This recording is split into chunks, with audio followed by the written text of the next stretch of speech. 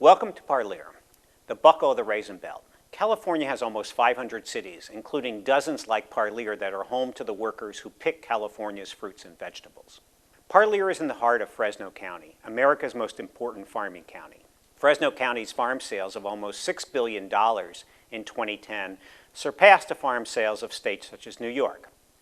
Fresno's leading crop is grapes, worth almost $1 billion. Some are eaten as table grapes, some are dried into raisins, and some are turned into wine. Parlier's farm workers harvest many crops, from asparagus to tomatoes. But the biggest harvest involves raisin grapes. Workers cut bunches of green grapes and lay them on paper trays to dry into raisins. Harvesting raisin grapes has been the single most labor-intensive agricultural activity in North America, involving 50,000 workers. The United States produces a third of the world's raisins on farms near Fresno and exports a third of its production.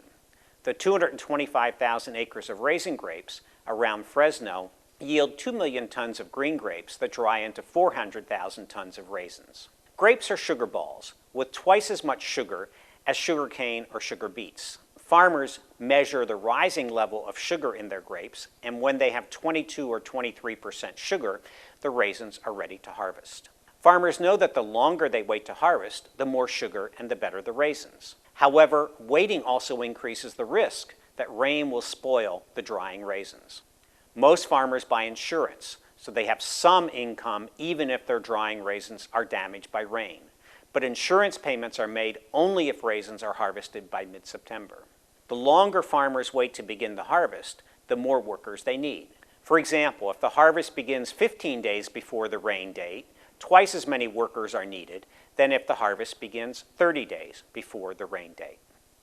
The race between sugar and rain ensures labor shortage complaints. Workers do not get paid while they wait for the harvest to begin, but farmers expect enough workers to be available when their grapes are ready to harvest. There is no government or economic definition of labor shortage, which means that farmers may shout labor shortage if they request 2 40-person crews and get 2 25-person crews. Farm organizations in recent years reported that farmers were short 10 to 20% of the workers needed to harvest raisin grapes. There is an alternative to worrying about rain and labor shortages. Some grape varieties reach optimal sugar levels earlier, at the beginning rather than the end of August. A machine can cut the canes holding bunches of green grapes so they dry into raisins while still on the vine, the so-called dried on the vine method of harvesting. Another machine with rotating fingers knocks the raisins onto a conveyor belt that transports them to a bin traveling alongside the harvester, eliminating 90% of the harvesting jobs and worries about rain-damaged raisins. Mechanization is spreading, and almost half of California's raisins are now harvested with some type of mechanical assistance. Why don't all farmers mechanize? The answer is money. To use machines, the vineyards must be retrofitted with stronger stakes and trellising at a cost of $2,000 an acre. Growers in their 60s and 70s with 40 acres of raisin grapes are reluctant to invest $80,000 in their vineyards and buy or lease $200,000 harvesting machines, especially since Turkey, Iran, and China can produce cheaper raisins. Faced with uncertainty about the future demand for their raisins, California raisin growers have found it easier to lobby the federal government to tolerate the employment of unauthorized workers than to mechanize. Parlier, the self-proclaimed buckle of the Raisin Belt, had 14,500 residents, according to the 2010 census. Their median age was 25, a decade younger than the rest of the U.S. because of youthful immigrants from rural Mexico and relatively high birth rates. Almost all of Parlier's residents are Hispanic. Over 40% were born abroad, but only a sixth of Parlier's foreign-born residents are naturalized U.S. citizens. Over 80% of Parlier's residents 5 and older speak a language other than English at home.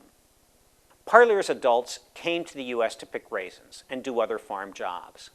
Most have very little education. 2/3 of adults did not complete high school, helping to explain why Parlier's per capita income was $10,800 in 2009, half the average for Fresno County.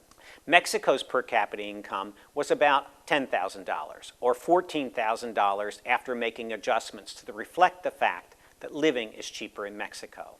The Mexican-born residents of Parlier earn slightly more in the U.S. They migrate to the U.S. because, as rural Mexicans, they would earn only half of Mexico's per capita income. Parlier is not the only farm worker city in Fresno County. Huron, Mendota, Orange Cove, and San Joaquin are other Fresno County cities with per capita incomes that are the same or lower than Mexico's. What will happen to Parlier's residents as the raisin harvest is mechanized? Will they find non-farm jobs and climb the U.S. job ladder? Or will they become a new rural underclass? Will their children find the American dream that their parents sought for them? California agriculture has long depended on an influx of newcomers from poorer places to harvest fruits and vegetables. As experienced workers find better non-farm jobs and their children raised in the U.S. reject their parents' seasonal farm jobs, the farm labor market resembles an immigration treadmill, with farmers scouring poorer places in search of workers willing to fill seasonal farm jobs. The legacies of this immigration treadmill may mean a new rural poverty, a new Appalachia in California's fruit and salad bowl. In the long run, Americans may learn that there is nothing more expensive than cheap farm labor. Thanks for watching. If you would like to learn more about migration and labor issues, please visit Migration Dialogue.